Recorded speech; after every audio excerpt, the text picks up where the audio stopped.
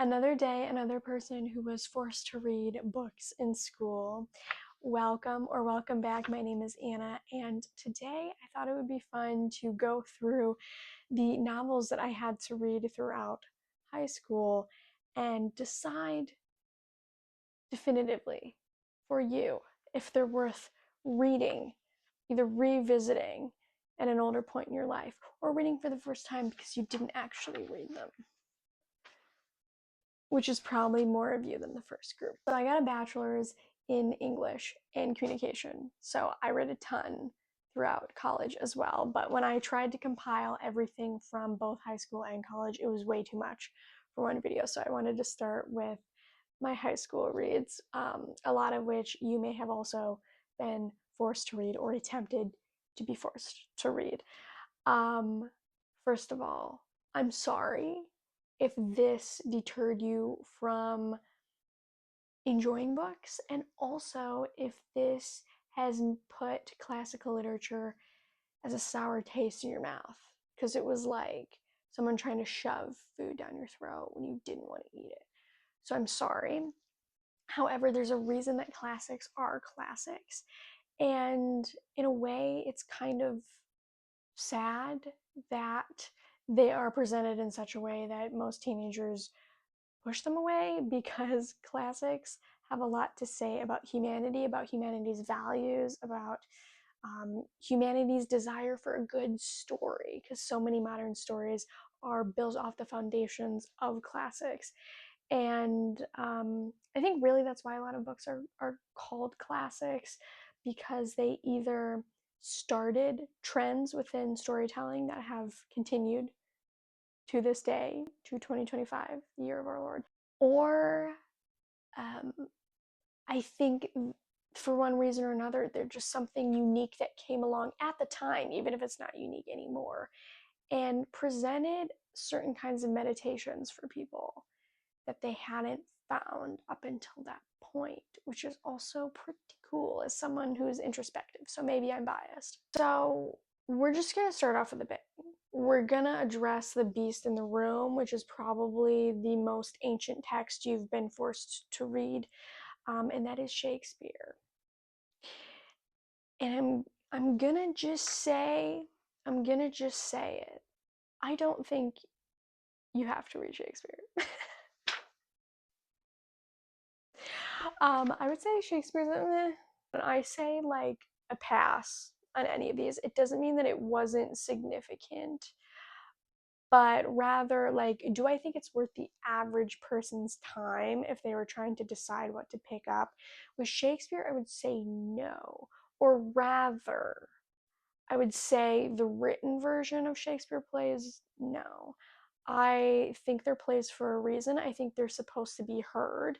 And a big part of Shakespeare's draw, to me anyway, is the cadence, the rhythm, the poetry behind it. I have read probably half a dozen Shakespeare-ish, maybe a little more. The only one I've given 4 stars, the rest have all been under, was A Midsummer Night's Dream, which is actually the first one that I ever read. I had to read it in middle school, so it's not on this list.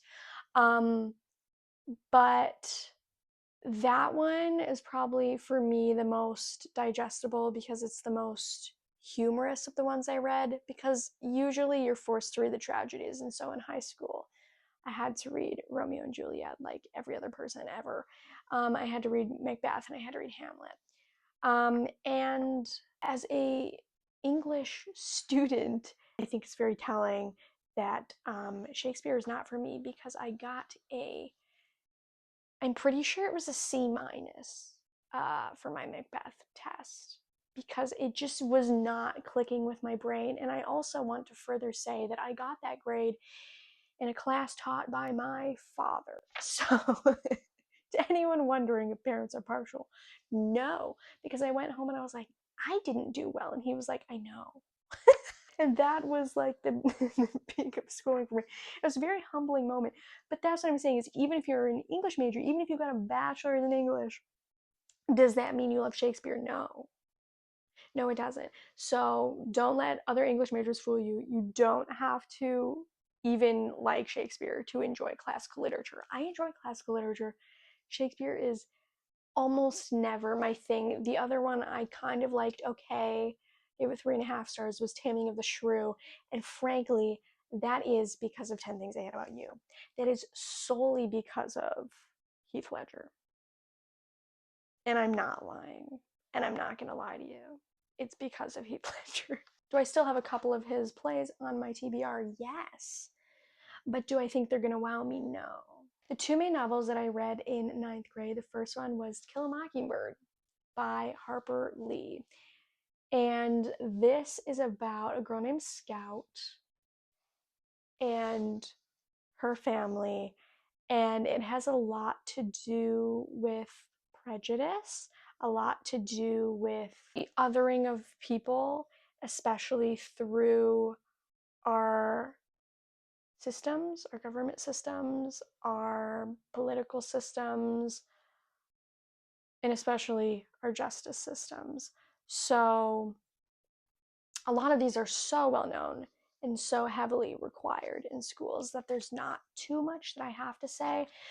Would I recommend To Kill a Mockingbird in 2025? Yes, I think it is one of those, as you can imagine from our current climate, that is still ever relevant thematically, and especially has to speak of the othering based on ethnicity and social identity. And is that not just the crux of culture war right now? So absolutely read To Kill a Mockingbird. And then the other one I read was Lord of the Flies. This stood out to me the most because it was the most graphic thing I'd ever read up until that point. It is about a group of kids, a group of boys specifically, who get moored on an island, and as they're waiting for help to rescue them, they go feral and start killing each other. And it's basically a narrative on human nature and how quickly it can crumble when there's no rules in place. So in a way, I feel like it also has a lot to say about systems as well in a different way. It was very engrossing because of the unique graphic experience of violence that I'd never read before. Would I recommend you read Lord of the Flies?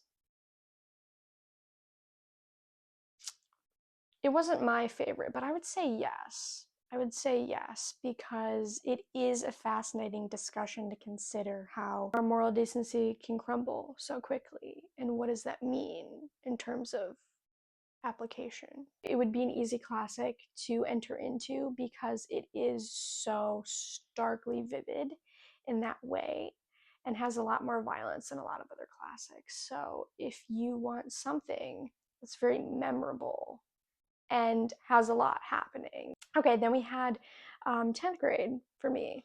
So there were 3 main novels that I read in 10th grade. The first was my favorite of the 3 that I have a physical copy of, The Great Gatsby by F. Scott Fitzgerald. It's a little one, so very accessible. And as you can imagine, I would recommend because I have a physical copy. It's also just very beautiful, and I found that very fitting because of the content of the story.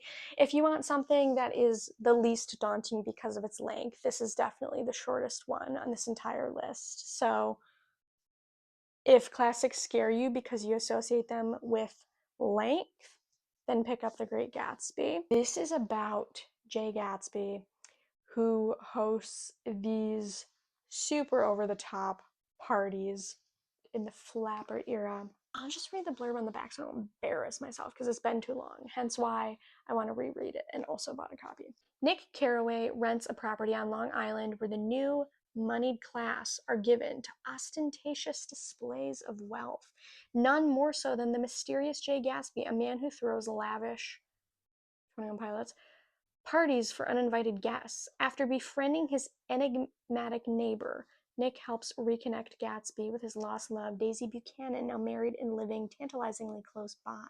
The rekindling of their passion has explosive ramifications, and the secrets of Gatsby's murky past are finally revealed. This has a lot to do with social class and standing, and also, as you can catch from the blurb, it also has a lot to do with morality and how that can clash or poison status. What does it mean to have status? What does it mean to lose status? And what does it mean to bear the weight of other people giving you status in one way or another, whether you like it or not? And the consequences of that. What's next? One of the ones I remember the least, so I'm going to pull up a blurb for you. This is called Walk Across America, which is kind of self-explanatory, but it is about a man and his dog, and they travel across America.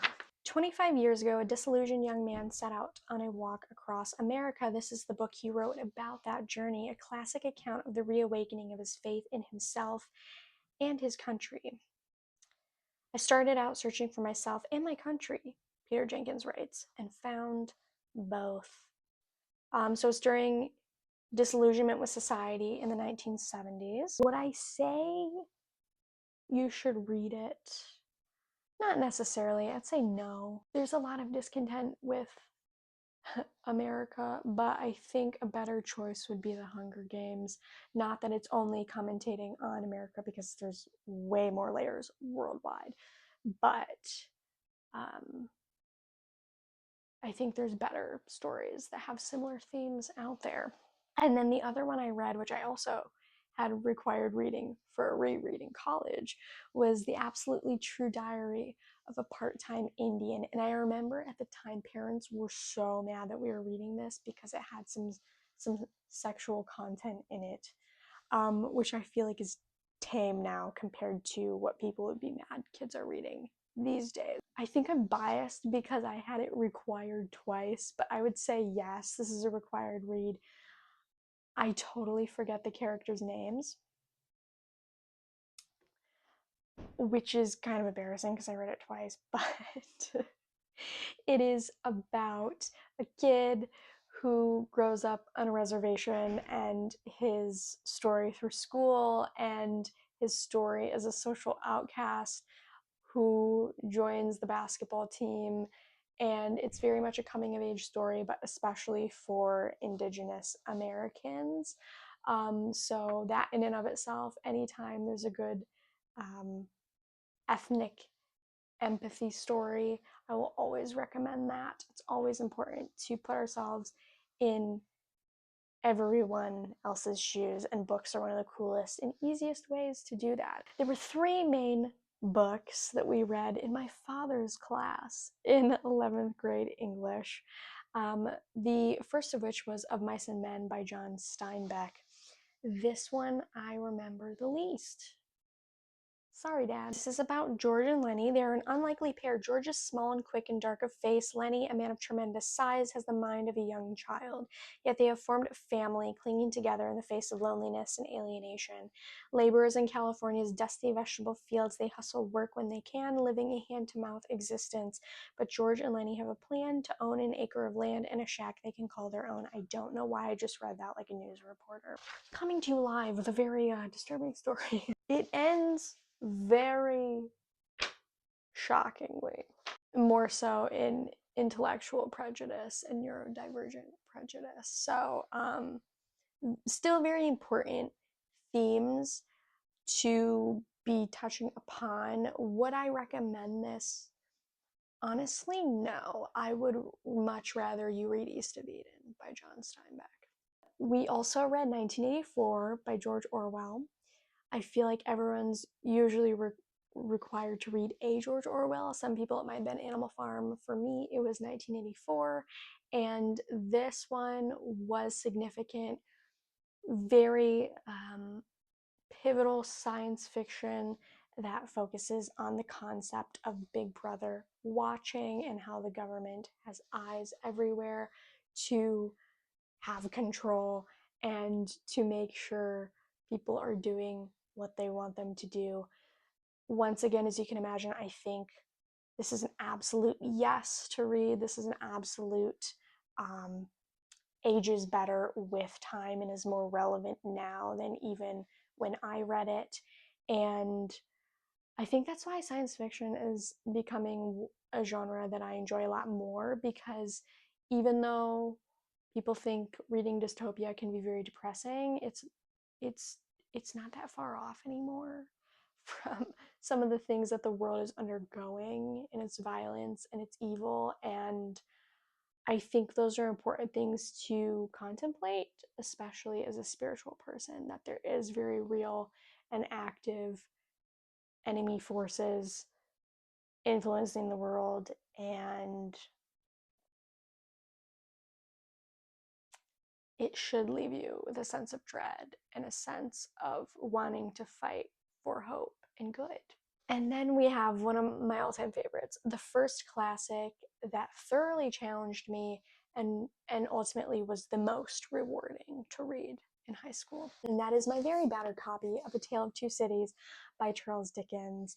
I have read other Dickens, including what most people read, A Christmas Carol, but this remains my favorite. I am way overdue a reread. I've only read it the once in school, and I know that I would understand so much more now. Would I recommend it to everyone? No. I I would recommend it to people who are willing to challenge themselves and fight through dense writing. This is the epitome of what people think when they think of the fear of classical literature, in terms of, having to jump over many hurdles just to understand what's being said. It doesn't mean that you can't read it, it doesn't mean that you can't understand it. It's just some writers' voices, the way they structure sentences and paragraphs, the way they use punctuation, even, and certainly most prominently the word choice they use, um, all together can present a lot of difference from the writing that we know in our modern day.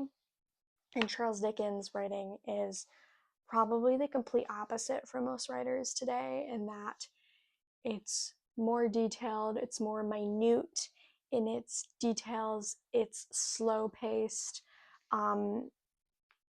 it's not instant gratification.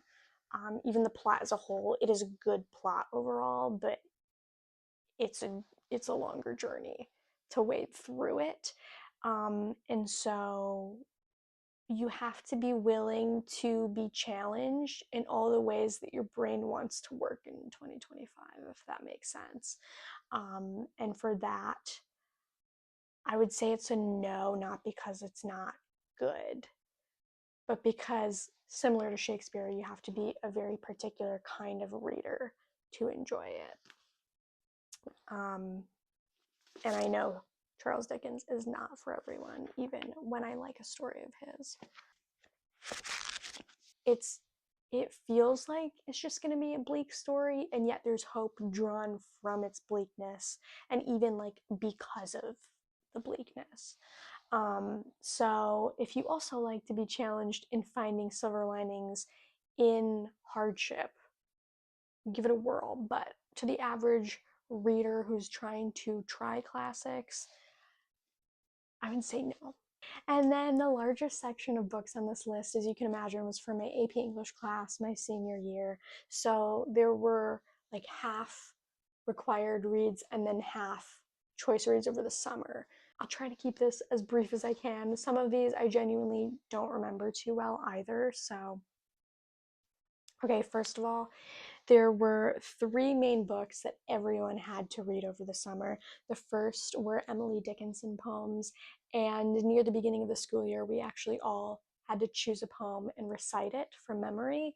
Mine was, I forget the name of the poem, but it was about this person coming up to a door and being afraid And Emily Dickinson is a fantastic poet. I would say, compared to some of the other poets we read, she was very accessible. And she writes on a wide variety of things. Some are more nature, some are more relational.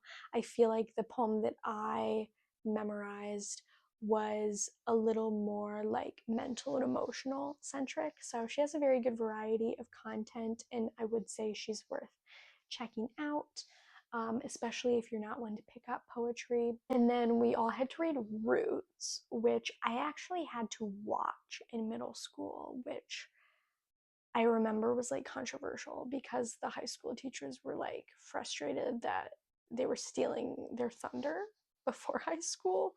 Also, very surprised that I had to watch Roots in middle school because there was a lot of nudity or near nudity, let alone, you know, all the sexual crime that happened with slaves. At the time, though, Roots was like the chunky book, and so it felt like, oh, everyone has to read this, but I don't think a lot of people had to read this. I think because I feel like some people don't like Roots. Isn't that true? Isn't it controversial because some people don't think he did it correctly or something? Basically, it follows multiple generations of slaves and their ancestors, starting with Kunta Kinte, who gets taken from Africa over to the US, and it goes all the way through the present day for the author. For being such a saga and a huge length of time, it was actually very accessible. But I do remember distinctly that it started feeling very like forced at the end because he was like rapidly speeding everything up just to like add himself in at the end as like the final ancestor. And it was like, okay, that was. Would I say to read this to the average reader? No, because I don't remember a whole lot, but I could see how it could be not done effectively in today's standard. I can't say for sure, but I feel that there would definitely be better versions of a similar thing out there. The next one is The Scarlet Letter by Nathaniel Hawthorne. This is probably the most boring classic that I was forced to read. This, oh my gosh, Easy A was based off of. I feel like there's multiple things that this story inspired in our modern day, but basically it's about an adulteress who gets an A sewn on her, like branded, so that everyone socially knows what she has done, so they can condemn her and not treat her like Jesus would. But okay, there's some twists and turns, but really it's just very slow. It's like painstakingly slow, but is it worth it? This isn't easy. Absolutely not. Don't waste your time. This is like the epitome of chewing on sawdust. Then I chose some of my own reads for the summer, so I had to read a British literature piece. So I read Emma by Jane Austen. I'd already read Pride and Prejudice and Sense and Sensibility at this point, so I knew that I loved her. Easy choice. I really don't remember Emma too much, but Emma is this like matchmaker gal who loves knowing all the gossip around town and loves to set people up, and then ends up having her own love story happen. I remember the pacing was really good and it was easy to be invested in it. So if you're gonna try a Jane Austen, I would say it's actually, I wouldn't say it's decently accessible because Jane Austen is like the epitome of, it's a huge hurdle to get used to the way that she writes compared to what we read nowadays. Maybe even more so than Charles Dickens. Maybe that's a hot take, but the only reason I have ease reading Jane Austen is because I've read all of her novels. So the more Jane Austen you read, the easier and easier it gets. When you're first getting into Jane Austen, don't read more than a chapter at a time because you're going to get overwhelmed, whether because you have to look up a ton of words or get used to her sentence structure. It's a lot. It's a lot. But one of my favorite parts about Jane Austen is when she randomly drops in sass because you never expect it because of how long ago she was around, and it kills me. Then I read an American literature piece.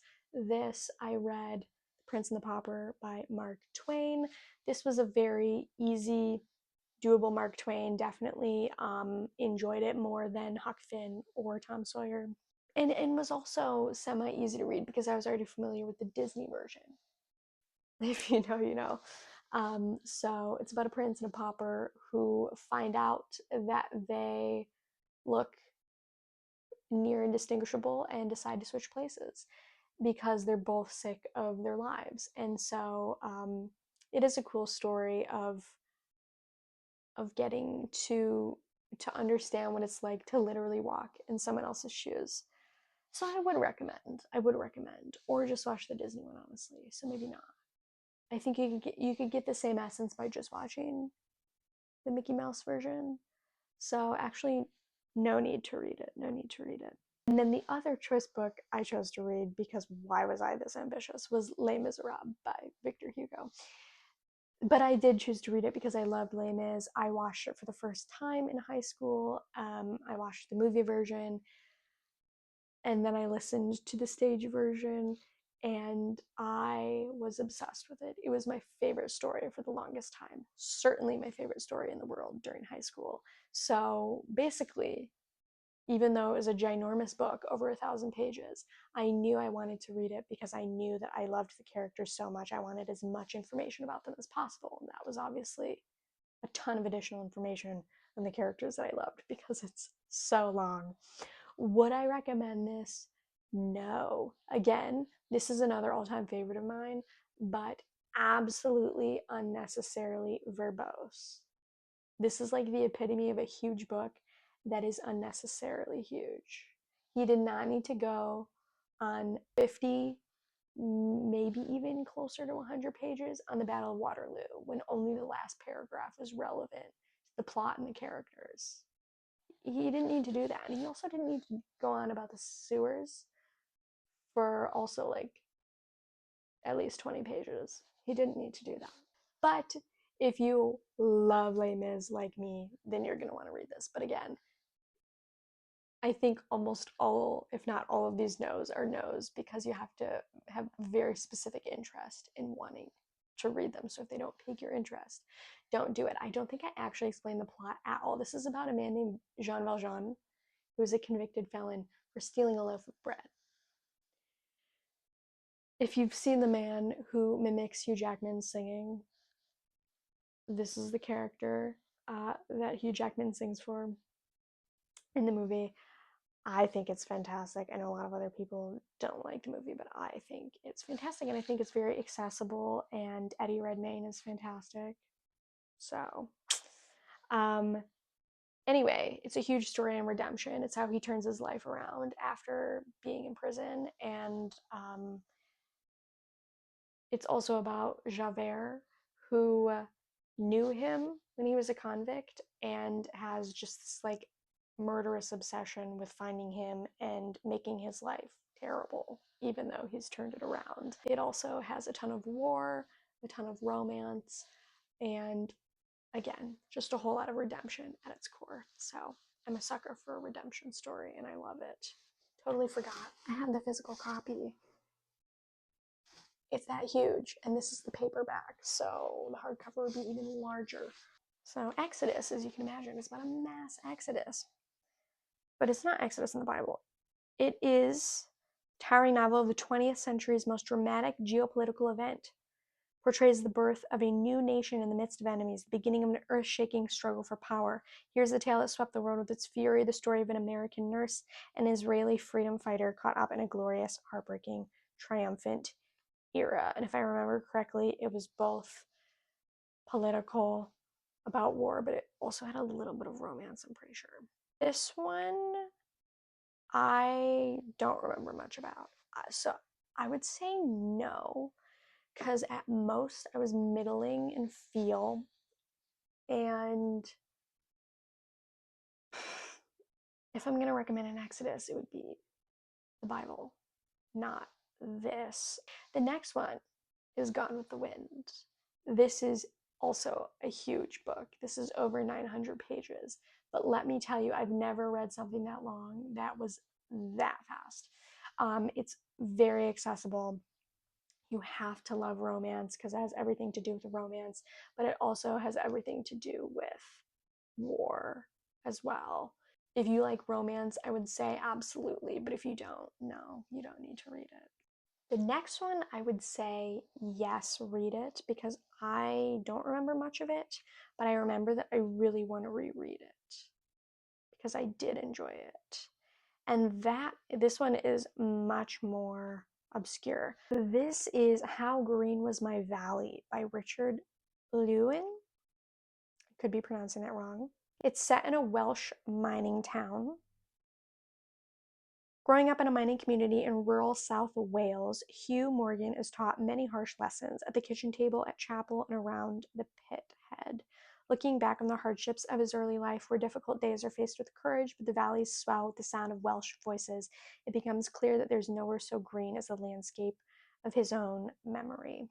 I loved it, but I don't remember nearly anything. I just remember it was very poetic, it was very nature heavy, and a cool ode to Wales.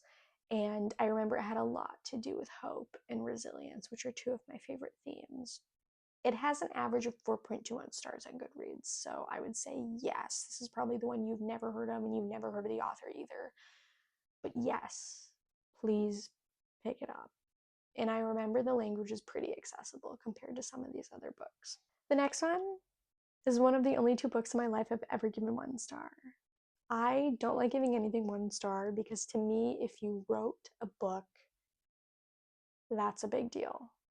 Because I know how much dedication and self-discipline it takes and how draining it can be. So that alone, even if I hate a book, I will usually give it 2 stars. However, this is a special kind of exception for me personally because it is The Fountainhead by Ayn Rand. If you want to fight me, that's okay. I basically hated everyone in this book because they're all narcissists.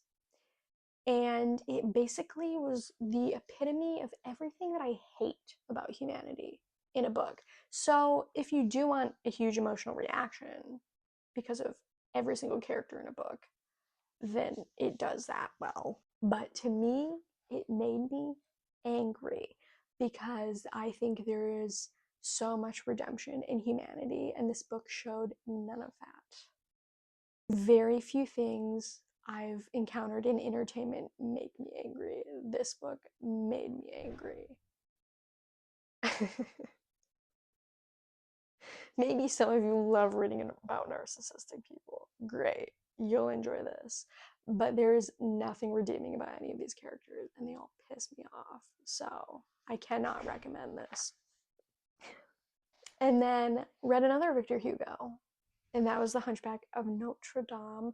I'm shocked they made a Disney movie of this. It was very dark. I would not recommend this one. But this one, because it's dark, I would not recommend it. Because the priest is creepy and he likes Esmeralda and she's like 14 or 15. Moving on, the last book I wanted to touch on that I read in high school was I Am Malala. So we ended the year with the most modern book, and I would recommend this. It was fantastic. Malala is iconic. She got shot standing up for women's rights and the right for women to be educated in the Middle East, where they are very anti-women and still are regularly pretty anti-women in multiple countries. And so it was remarkable to read her story written by herself, giving an account of severe physical trauma, but see the absolute grit and determination she had to pave the way for women of hope in her culture. I think it's so cool that she's still doing so many cool things with advocacy and She's awesome. With that being said, those are all of my books. The vast majority of those I recommended, right? But there's a few where it's like, these are too niche, or the writing is so dense. At the very least, you need to like build up to it with other books. So I would say by and large, the books that I did recommend are classics that should not feel intimidating. The writing is easy enough to get into, and yeah, there's, as you can imagine, there's a huge variety of things that classics cover. Um, I think one of the biggest misconceptions about classics is that they're boring, when you can see they cover like every genre ever. It's also like fiction as a genre. It might not be a specific genre like romance or science fiction, but it can still be comprehensive of any genre or a combination of genres. Um, yeah, it's basically like the musical equivalent of alternative music. It's like, well, we're just lumping them in all together, because they don't fit one exact genre, but really, um, they have some really cool themes and meditations. And I think the best way to explain the value and joy of reading classics for me is that they touch on some of the things that we like to meditate on or think about that don't get enough attention. We're not at a lack of discussion on romance or love songs, but we might be at a lack of discussion on the fears in your brain. And so, if you want to meditate on some other topics than just the things that are fluffy and easy to talk about, classics are one of the best genres to pick up, to really genuinely know that you're not alone with the feelings in your brain, with the thoughts that you meditate on, with the questions that you have about the world or humanity. And so, for those reasons alone, I think the desire to not be isolated and to not be ostracized and to not be alienated is why I would recommend picking up a book of classic literature. So, with that, I will talk to you guys soon, and I hope you have a happy Halloween.